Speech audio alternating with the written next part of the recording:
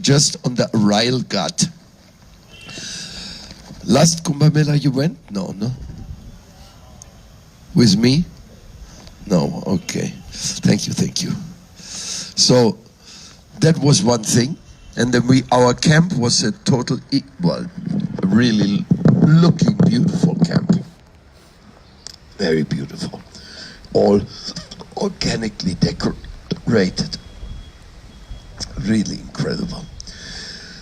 And of course, it was many people. They say 150 million people came. How many Hungarians came there? Huh? So, yes, it went on for 4 days. And of course there was program every day. And already they started fighting about who's going to get the next Kiva Kumbh Mela for the next Kumbh Mela. Already they started making offering. Come on, come to our place. This is so, it's like, anyhow, somehow the Krishna arranged it because our plan was to put the Kiva somewhere else. But Krishna planned it. It was so much a plan of Krishna because so many elements fall into place which you could never ever expect to fall into place. And it all happened. Just like a divine prayer. And then everybody was very happy to have the East and the West combine in the joint prayer for Mother Earth. And for all the sages and for all the rishis and for all the defenders of Mother Earth.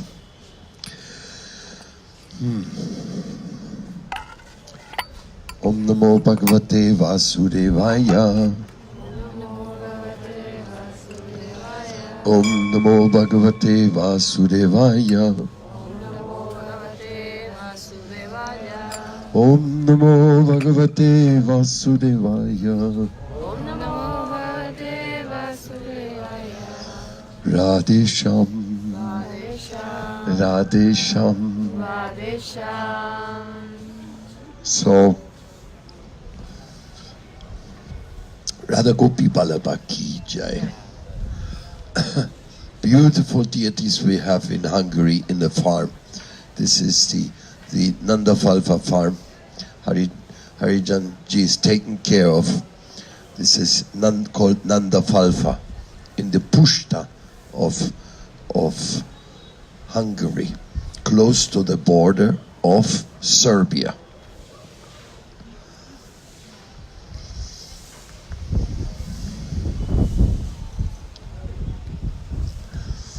And Harijan ji has been our very strong supporter of Vrinda Kunja.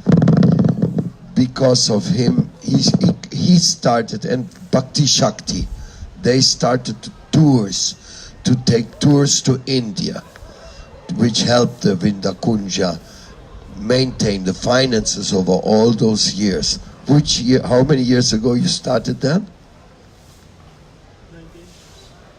19? Wow. And big applause for the 19 years of Vrinda Kunja tours of all India.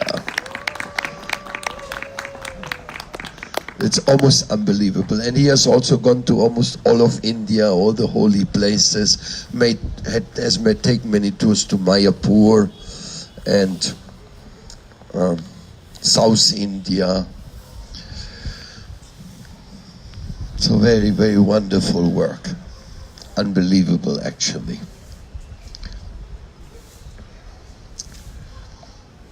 And inside Budapest, he has a preaching center of the Bharat culture. It's actually called Bharat.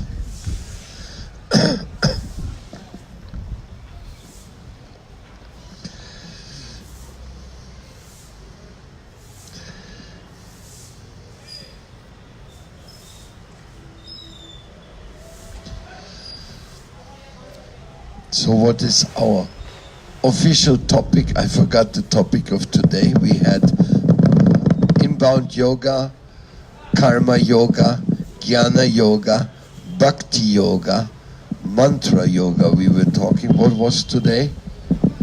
Today our lecture is on Mother Earth yoga in the camp. That is our official. Yesterday we had Oida therapy for yoga teachers. It was very nice. So you remember, anybody, the paper? Is it ahí? Está adentro. Because we started our yoga course, or yoga select. No, it's a big folder. Oh, you don't know it. You don't know it.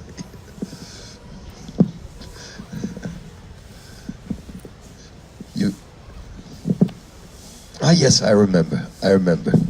Today is the importance of Prasadam, or the very essential part of bhakti and of yoga of Prasadam. You see, of course, I don't have to explain anything to you about Prasadam because you're all fans. You're fans, addicts, enthusiasts, joyful recipients of Prasadam. So what has to be said about Prasadam is one thing which Bhaktivedanta Swami Prabhupada said. He said, with Prasadam you can take over the world. When you distribute Prasadam, everybody likes you. Prasadam is well received almost everywhere. And even in the United Nations of the Spirit, we have been the cooks. From the very beginning, when we were invited, we say, okay. I remember when we went to Tejumake, it was the early beginning in 2012, when we were invited for the Ikwashinduna Union of the Guardians of Mother Earth. I was a little scared. I said, what are we going to eat there? Who knows what they're eating? I like to be a guardian of Mother Earth. I like to be with those who are guardians of Mother Earth. But who knows what they're eating? So we took a whole car full of boga.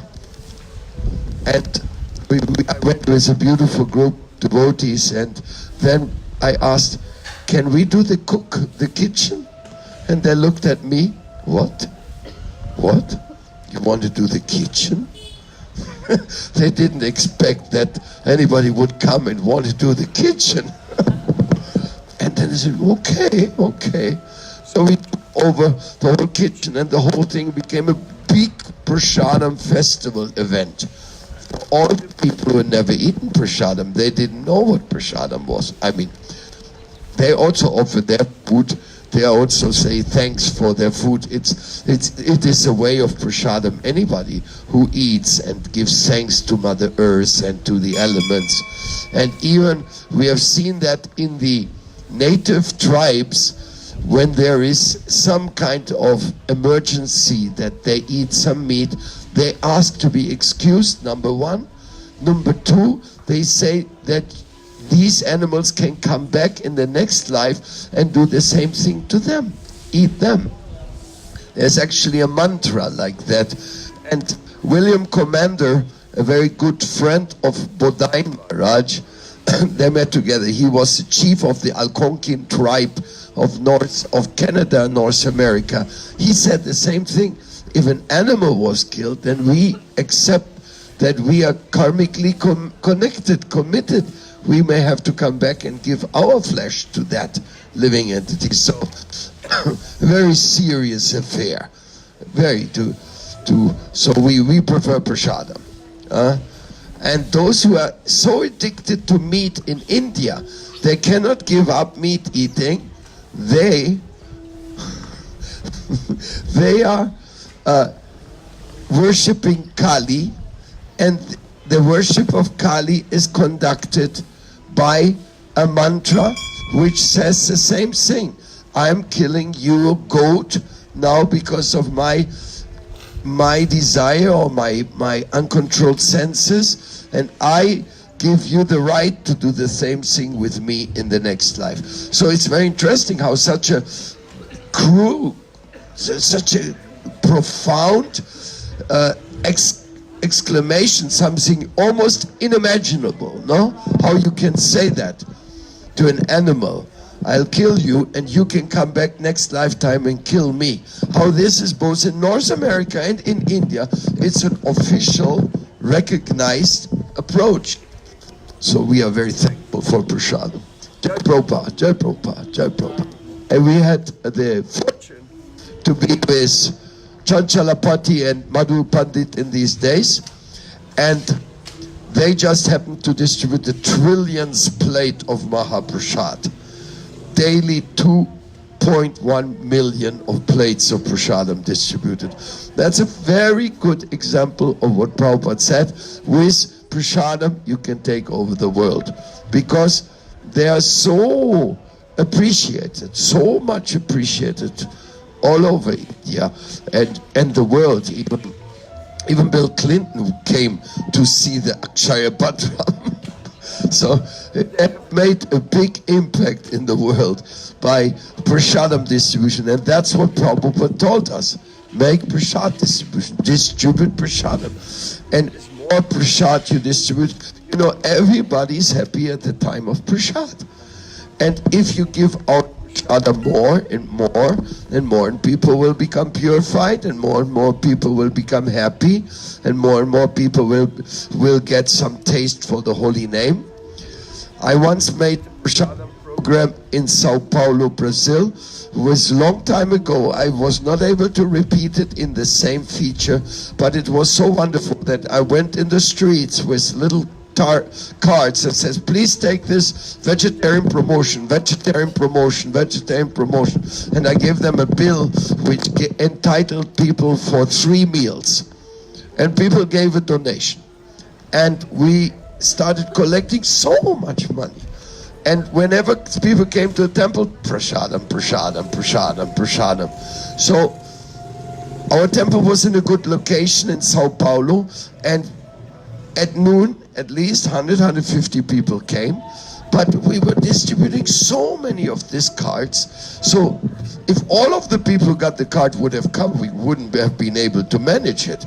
But because only 150 people came, and we got lots of donations, and it was the biggest vegetarian promotion ever. The whole world, the whole city was talking. Have you been there? Have you taken this meal? Have you? This is a vegetarian promotion.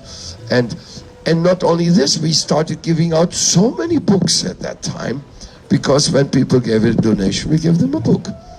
So in this way, it was really a Prasadam distribution program. So I have full faith in the beauty of Prasadam distribution. And whenever somebody comes to our temple, immediately there should be Prasadam. Doesn't matter what time. If there's no meal ready, then give him some dry Prasad.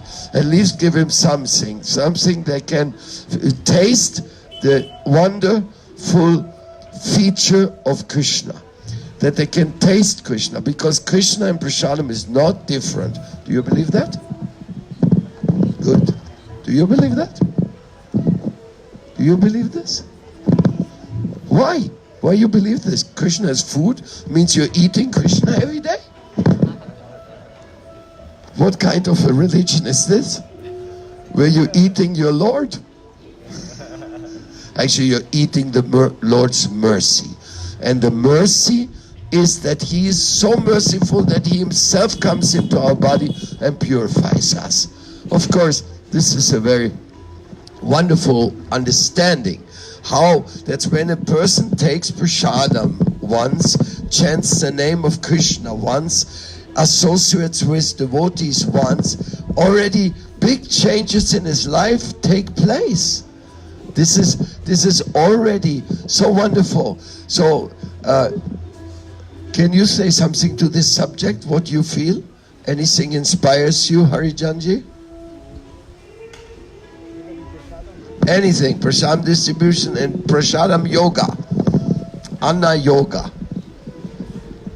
Anna, you know how the food came into this world? When Lord Shiva was hungry, Annapurna, she gave this rice to him, which made him survive. And in South America, we have an equivalent story of Bochica. Bochica is the one who brought the mice when the people were starving. He came, and that therefore we are in our kiva in Colombia, we have a deity of Bochica as he brings the mice. Because the mice is just a little thing coming from a little seed, goes up and boom, puts up a whole bunch of solid grains. Incredible. Mice, wheat, rice. These are God-created wonderful elements, and they are personally delivered by Annapurna, Bochica, and like all the holy plants, there are so many wonderful plants. Food is a life. Food is a world. Now, don't forget, food has to be grown. There has to be a seed to begin with. That seed has to be cultivated and nurtured. And therefore you have to first prepare the land. You have to prepare the soil, that there will be a very fertile soil to receive the seed and to bring it into a life form that it can expand into many seeds. Seeds! A seed, a banyan seed is so small in the banyan tree. What is the magic in that seed? That a tiny seed can produce a banyan tree.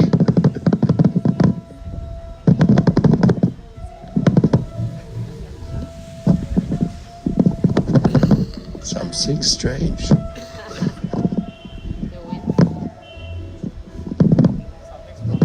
Huh? Something's broken inside, sounds like. So this is our our day of recognition of the farmers, of the seed-giving father. Ambicha pradapita. Krishna is giving the seed. So if you want to practice yoga, you have to understand the seed is God. I am the seed-giving father. And everyone's life is coming from a seed. And all these seeds, they're all Krishna empowered. So if you understand the seed is received, it is planted. Usually women do the seed selection. And then after the woman select the seed, then what's the next thing? Then it is being planted on the ground. It's put into the ground. And then the next thing, you see that the plant is growing. And then finally it is harvested. Harvested, what an amazing thing. And then it is harvested, then it is prepared, then it is cooked, then it is offered to Krishna. Beautiful ceremony. Then there's a song, a Prasadam offering song. While Krishna's eating is a song. Then we have our prayer. The most famous and most well-known mantra of all.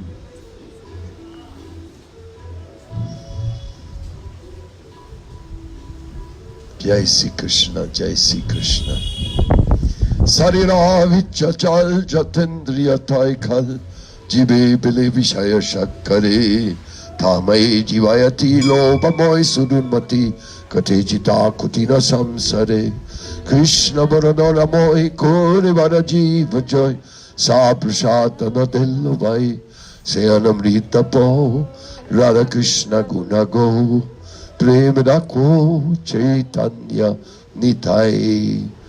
So this is Prasadam Yoga. If you live without Prasadam, if you live without prayer, if you live without good food, and it should be organic. This is that organic element is something so substantial that we should not need to talk about it. But we have to talk about it. Because we're in a world without, very difficult to get real organic food. So therefore, here we are talking about Prasadam. You know, it says in Nectar of Devotion that the flowers which you give to the Lord, those flowers, they should be timely, seasonally, they should be aromatic, they should have an aroma. So there's a whole description on the quality of some offering. Now in Radha Raman temple, finally, they adapted themselves to say, if you bring a garland which comes in a plastic wrapper, it's already not offerable. If the flower garland has touched plastic, then we cannot offer to Radha Raman. Now, let's take that thought a little further. Let's take that thought a little further. What does that mean? Organic? Only organic things can be offered to Krishna, really. How can you say, my dear Krishna, please accept this Monsanto glyphosate prepared food for you? I think Krishna's going to run away. He's going to say, leave me alone, you idiot, want to feed me some poison? I know this is very extreme to say so, but it is the reality. And we have to live in this reality. There are some people of us, there's some people, they're actually, this is Harijan's, the wind wanted to take. Radhesham, Radhesham, Radhesham. So you see, Prasadam yoga is not such a simple thing. It's not like, oh yes, Prasadam. No, what is this? We eat Prasadam. We have so many big yoga processes, so many big yoga instructions. Why Prasadam yoga? Well, because it is the one thing you for sure do every day a few times, eating. So it is the time we always think of me, Krishna says, become my devotee, worship me. Then, so by offering your food to Krishna, you're worshipping. Krishna even says in the Bhagavad Gita specifically, Patram pushpam phalam toyam yumeba kya pranashyati. Who knows the second part of this verse? Oh my dear, the shloka learning is out of fashion. Patram pushpam phalam toyam yumeba kya pranashyati. I forgot also. The memory. Find the verse, please. Our Bhagavad Gita. So, Krishna says, offer me with love and devotion a flower, fruit, water, and I will accept it. So you know what that means? If you have love, He will accept it. He will not only accept your flower and your fruit and your water. He will accept everything you do with love for Him. That is the meaning of this shloka. But the next shloka says, Yat karoshi, yat ashnasi, yat yuyosi dadati, yat tapasvashi kanteya, tat kuru shramad arpanam. If you have love for me, then you give everything to me. Everything. That is real love. Giving everything. And what does it mean?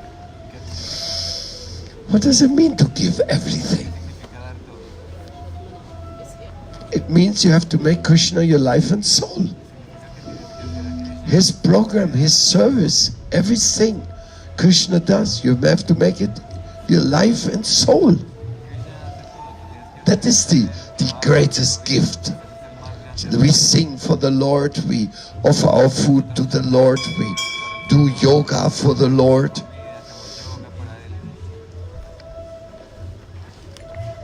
We even sleep for the Lord. Can you imagine? Sleeping for the Lord? Well, if you don't sleep, how are you going to go to service?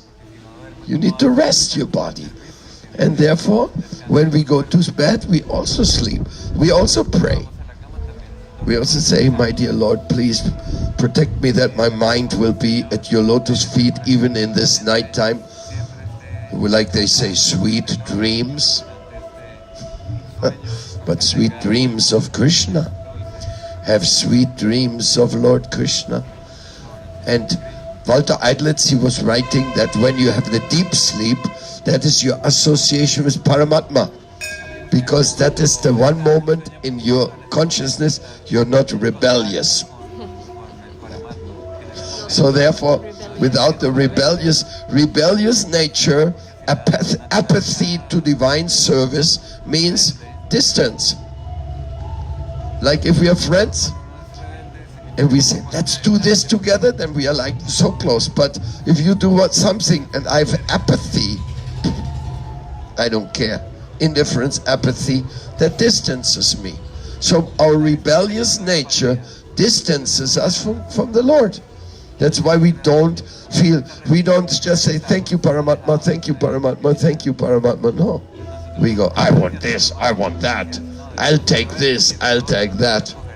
So, you see, it is becoming favorable, becoming surrender to the sweet Lord's wish. And by Prasadam, you offer with love, and he returns the offering with love when you take Prasadam. This is incredible. And that's part of our yoga. And that's part of what we are sharing with our indigenous leaders, how we in India respect the Prasadam. All this is very wonderful. By the way, they all pray before they eat. Huh? They are not just going, No, they pray before they eat. They have so many. The intuitive spirituality is synchronized all around the world. It's very amazing. You don't have to follow one book. It's synchronized by the soul. It's like Paramatma guided. And so many other things. Anyhow, I'm so happy. My Harijanji is here today, and I'm asking, please say some words of blessing now to our devotees who have done a lot of service. They have been very busy. They have been there. They have taken care of the elders. They have been looking after the Temaskal. Actually Temaskal people are not here right now, but they have looked after so many things. They have managed this Kiva Kumbh Mela. It has been something like, we went to Kumbh Mela with 300 people. So it was something, you know how tours organized. So 300 people was quite an effort and endeavor. How many are we now still? 120 or so. Many have left already. Please.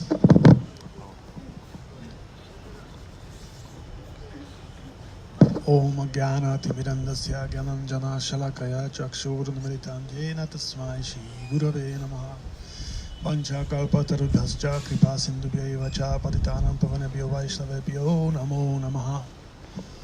So, I'm really grateful that I can be here again in Rishikesh. And Rishikesh is a holy place, the bank of Ganges, and Ganges is coming from the spiritual world, and Ganges is something which purifies us. So not the water itself, but the environment, the energy of Ganges we can feel as we are sitting on the bank. So, and we need purification. Purification means we associate with something what is holy. So we are hankering for pure things to get purified. If we realize the purity in somewhere, then this purity will descend to us. It will appear in our heart. So, and there are so many rivers, and out of all the rivers, Ganges is the most purifying. As Krishna is saying in Bhagavad Gita, I am from the rivers, I am the Ganges. So, if we understand that, the importance of Ganges, then we can really get the benefit of it. And but of course, every river is the representative of Ganges, and all rivers are purifying. And it's not question of competition that one river is better than the other one. Just our duty is to sit next to the river, the holy river, and get purified from their energy. And those rivers are purifying, number one, because they are coming from the spiritual, Ganga is coming from the spiritual sky. And number two, because lots of sadhus have been meditating here, have been giving lectures, and still they do. So, and these lectures, what can be heard on the holy places, they are actually the sound of the Vedas. And we need that. We need we need the light. We need to find the way to get purified. Because without purification, we will not be able to love. We will not be able to serve. So that's why the sadhus are joining the Kumbh Mela, or they are living on the holy places. And Mahaprabhu pointed out that out of all the devotional services, 5 are the most important, and one of them is, of course, to living in a holy place, living in Mathura. And for us, every holy place is representative of Vraj. So it's really inspiring to be in the environment where everybody's mind and heart is into spirituality, because it inspires us. Wherever you walk, wherever you look, everything reminds you that you are a spiritual soul. And we need that, because in our western part of the world, everything wants to remind us that we are the enjoyers. We are for enjoying the world. And we are tired of it. We are burned out of material enjoyment. And to be here in the holy place, where everything reminds us that we are to be enjoyed by the Supreme and by the devotees, it's really a big relief. So, and my experience, as Gurudeva said, that he asked me to organize those inbound tours in 2000, means 19 years ago. So I realized throughout these years, because I've been traveling all over India, really, from Gomukh, means source of Ganga, up to Kanyakumari, the southeast point of India, from Rameshwaram to Dwaraka, Darjeeling, Ladakh, so many beautiful places. And India has 7,000 kilometers beach side, means the sea side is, the sea surrounding 7,000 kilometers. The Indian borders means quite a lot. So India is really beautiful, but really my conclusion is nothing to compare with Vrindavan. So Vrindavan is, I love Rishikesh, of course I love the source of Ganga. I love all the places to visit and to show people, and it's very nice to see when people are almost shocked by experiencing the spiritual power of the holy places, and the simple sadhus who are just sitting somewhere nearby, and our people, professors and doctors from Hungary, they are watching the eyes of these, so say, simple people, and they are shocked, like, wow, these eyes, they're so powerful. So this kind of things inspires me, but the final conclusion is also my people who are visiting India and visiting different holy places, at the end, most of them, they say that Raj has some secret. We cannot explain what is the secret there. Because, of course, seaside with palm trees and drinking coconut, it's, I would say, with a very good, sunrise, and everything is perfect. No mosquitoes and no dirt. And even comparing this luxurious environment, they say they prefer Vrindavan. So because something is there, and they cannot explain what, but somehow their heart got stolen by Raj. So we should really be very grateful to our gurus that we have a place in Vrindavan. We can come back every year. We can live there even, some of us. Some of the devotees are so lucky that they can do service for years in Vrindavan. It's unbelievable, unbelievable mercy. And nothing to be worried. So the other part of the world, the Western world, is really always trying to torture us, to make us believe that we have to be part of this material world, because if we don't get our degrees, if we don't pay our insurance, then what will happen to us when we die? But the real question is, really what will happen to us when we die, but what will happen in our mind and what will happen in our heart. And the health insurance, when we are going to die, they will just wait for the moment that you die as soon as possible, because we cost much for them. So therefore, they are not for our benefit. But Raj and the teachings of the Vedas and our gurus, they are for our benefit. Whatever happens, but they are for our benefit, because they are improving our knowledge, they're improving our bhakti, and in the moment of that, we can be relaxed as much will be possible, because maybe we will be sick, so it will torture us. But that moment will come very soon. It's not pessimism, it's realism.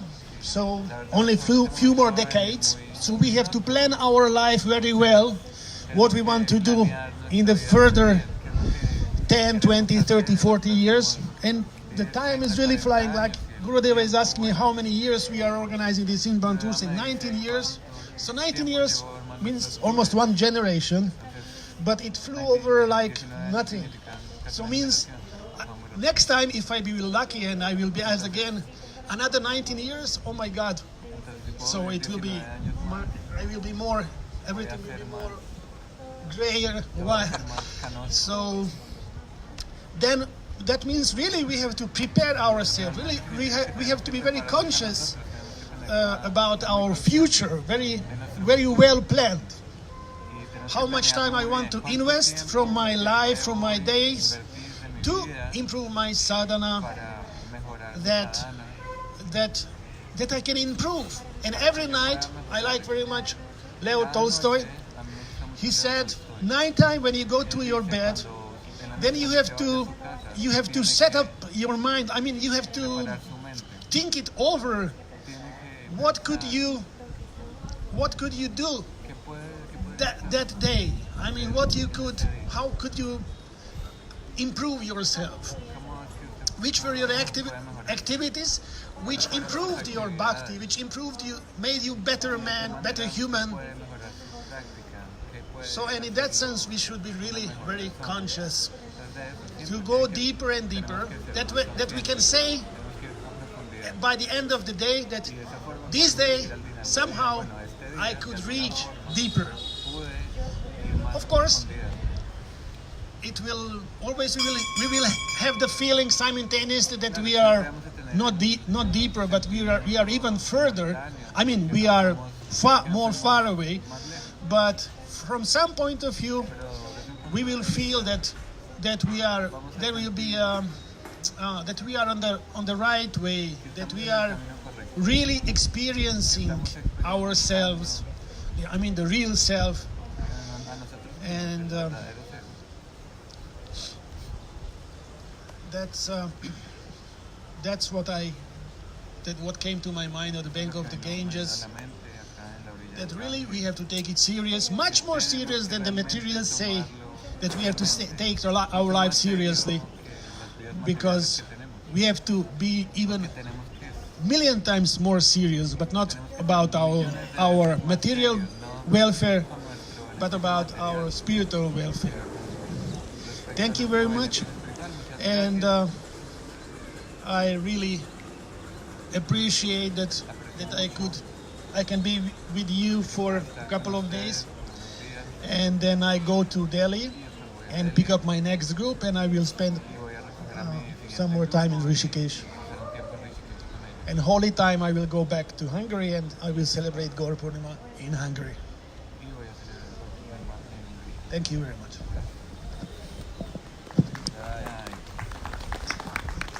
I was just thinking that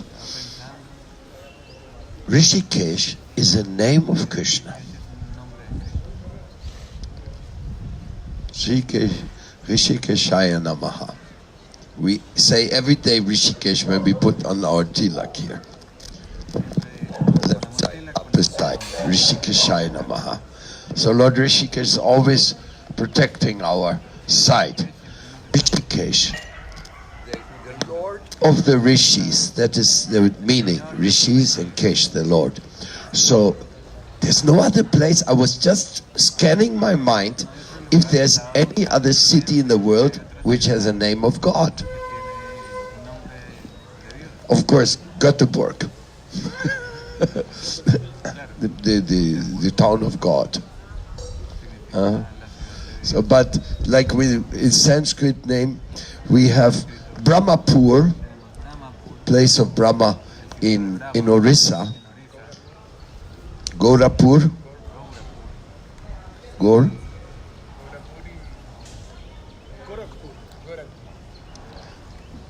No, it's not. It's like Dwarka is Dwarakadish. You have like some cities, but very rare. But one name, which of God, which is a city's name. Not Varanasi, not Haridwar. Even though Hari is a name, the door to go to Hari is very close, no? Haridwar. So it's a very special city, a very special place, Lakshman Jula. For some reason it has become the yoga heaven. Hare Krishna. So I should try to fix this mic. Okay. Now it's also time to go for breakfast. Today we have a lecture after lunch called Yoga of Mother Earth. Yesterday, many devotees left me there sitting alone in my lecture. I don't know what the heck you all do, but I wasn't very happy not to see our devotees there. And today's the 5th day already, 5th day of the yoga festival. When time flies, no? 5th, 6th, 7th. I mean, we are almost at the end, no? So today is our lecture. Any other program today? With anybody can remember what is? Okay, so this morning.